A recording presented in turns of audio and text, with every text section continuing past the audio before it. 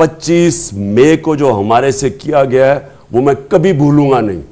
और इंशाल्लाह गवर्नमेंट हमारी आएगी यहाँ पंजाब में तो हम, मेरे ज़हन में हमने नाम लिखे हुए हैं उन ऑफिसर्स ने जिन्होंने कानून तोड़ा इस मुल्क का, औरतों बच्चों पर जुल्म किया, हम भूलेंगे नहीं।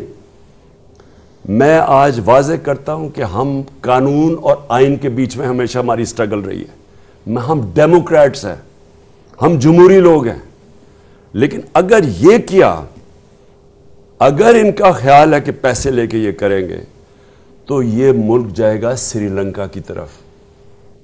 श्रीलंका के अंदर वो स्टेज आई, कोई फिर कंट्रोल नहीं कर सकता।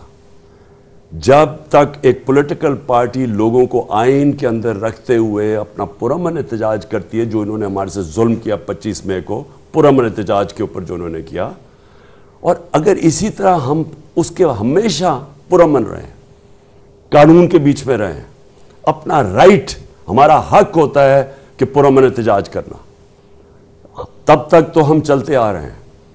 लेकिन अगर इन्होंने अवाम का मैंडेट चोरी किया तो मैं आज कह रहा हूं कि मैं जिम्मेदार नहीं, फिर क्या होता है, क्योंकि मेरे कंट्रोल में लोग नहीं रहेंगे। ये जागी हुई कौम है। ये कौम ये ना समझना कि चुप करके बैठी रहेगी कि जरदार एक जैसा डाकू चोरी के पैसे से, अवाम के पैसे से, अवाम के से पैसा चोरी किया हुआ है, उससे लोगों को खरीद के और फिर अवाम का मैंडेट करे। ये कौम, इस कौम कंट्रोल नहीं होगी। यही सारे जरदारी और ये छुपते फिरेंगे।